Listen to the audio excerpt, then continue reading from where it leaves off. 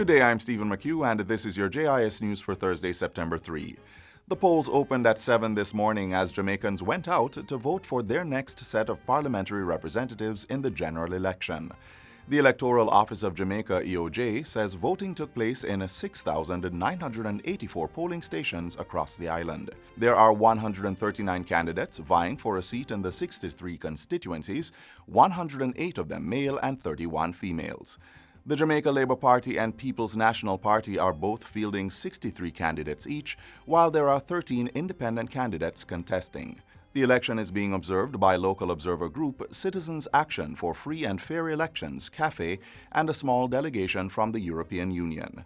In light of the COVID-19 pandemic, the EOJ put an election protocol in place which, among other things, required electors to wear a mask, submit to temperature checks, frequent hand sanitization, and social distancing from other voters. Preliminary counting of ballots begins inside the polling station right after the polls close at 5 p.m.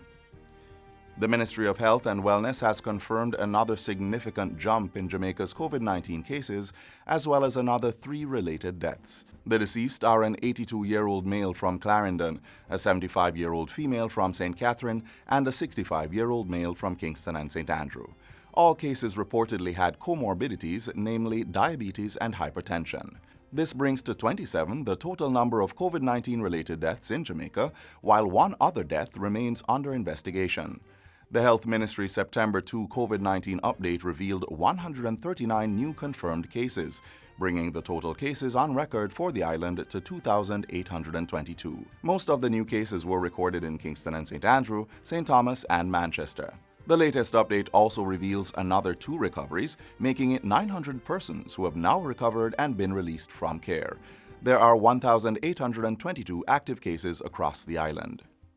President of the Jamaica Hotel and Tourist Association, JHTA, Omar Robinson, says there is no known case of COVID-19 transmission within the tourism industry, despite the uptick in cases across the island. He insists that since the reopening of the tourism industry on June 15, hotels have been adhering to the extensive established set of safety protocols put in place by government. I've been to a number of hotels.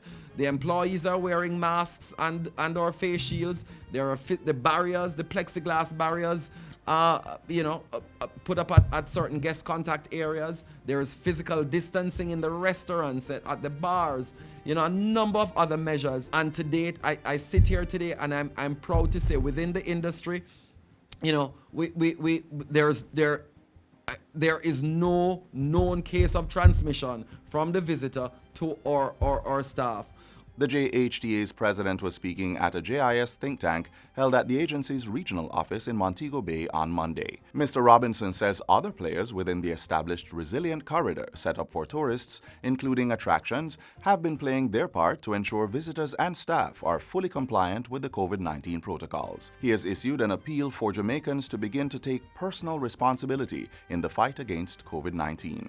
The Mandeville Regional Hospital is implementing new measures to better manage the number of patients and clients in the facility, improve physical distancing, and reduce the wait time. CEO of the hospital, Alwyn Miller, says that starting next Monday, September 7, the outpatient department will only accommodate 120 patients inside the waiting area beginning at 6 a.m.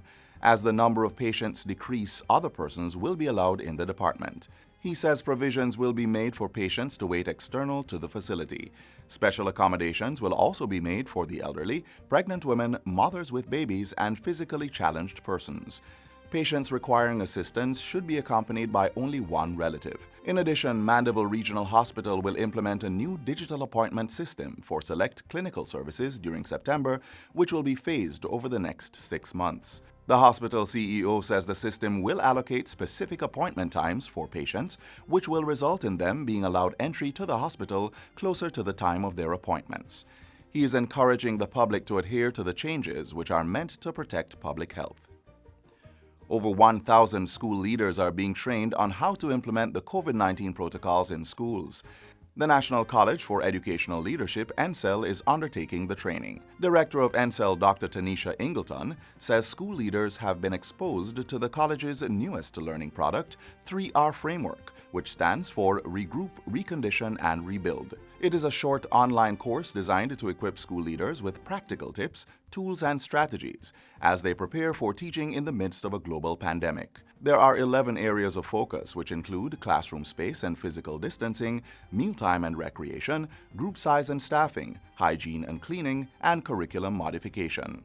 Though it is not mandatory, Dr. Ingleton is encouraging more school leaders to register for the free course on NCEL's website at ncel.gov.jm. And finally, the Justice Training Institute, JTI, is working to restart its court reporting program to fill the need for more court reporters in the justice system. Director and principal of the JTI, Karen Campbell-Basco, says that with so many vacancies in this area, employment is almost guaranteed for those who successfully finish the program. Court reporting is a 2-year program that requires participants to type at a particular speed and with an accuracy level of 95%. The minimum entry requirements for the training program are passes in at least 5 CSEC subjects, with English language being compulsory. Applicants will also be subject to background checks, a medical, and a discussion to ascertain whether they're suitable for the position. JTI's director and principal says the Training Institute is even willing to try and help applicants meet their tuition requirements for those facing financial difficulties. The JTI is the training arm of the Ministry of Justice and is the only institute locally offering training in court reporting and steno writing. And that's it for JIS News Today. I'm Stephen McHugh. Thanks for watching.